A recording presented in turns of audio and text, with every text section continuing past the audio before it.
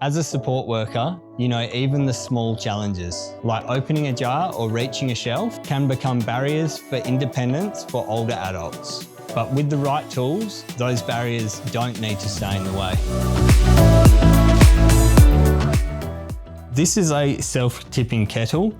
A common barrier that people experience in their kitchen is lifting heavy objects, with the kettle generally being one of the more unsafe objects to lift, as it does have boiling water. A really simple yet effective tool is a self-tipping kettle. So it really does take all of the force of gravity out of it, and it's just action by a simple push of the wrist rather than a lift and a turn of the wrist, which can create a bit of issues for people's wrists, particularly those with osteoarthritis or similar conditions.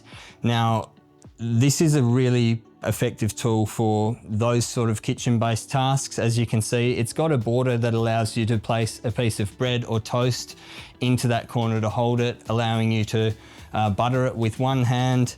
We've also got a vegetable spike or holder here, allowing you to stab down something like a potato or an apple, allowing you to safely cut that using only one hand. We do also have a jar holder, so it allows you to open the jar yourself using only a small amount of force, because we're not needing to stabilize the jar itself.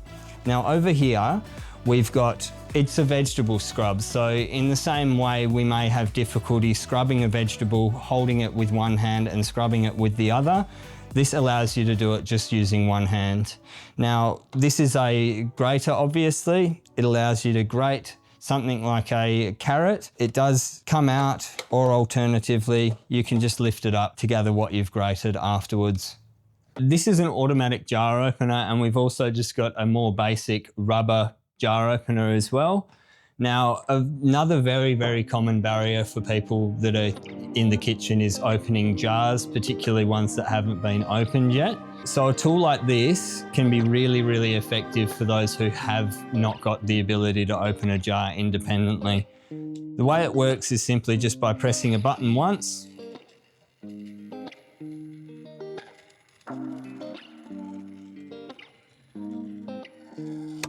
Now, obviously, with it being a powered device, with the ideas of reablement in mind, we can build towards that independence by introducing an aid such as a rubber jar opener.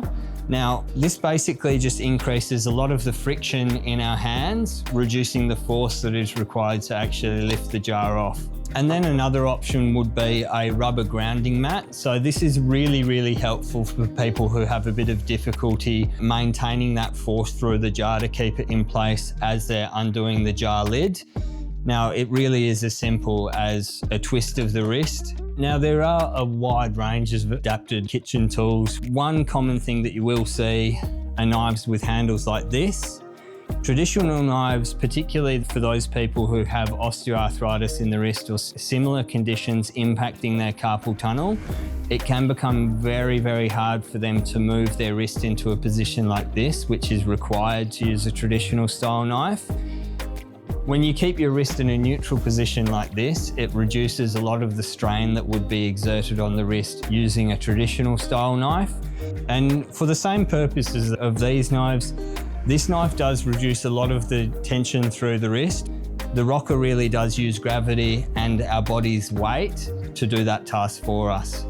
Obviously, if people have certain conditions such as tremors in their hand or severe osteoarthritis, controlling a sharp knife is quite a risk in the kitchen. This pretty much takes out a lot of that risk by having the knife on a hinge point and a pin, keeping it in place so it's not going to move out of the way. Low-cost assistive technologies can make everyday tasks safer and easier, helping your clients stay active and build confidence during reablement. These solutions aren't about long-term dependence.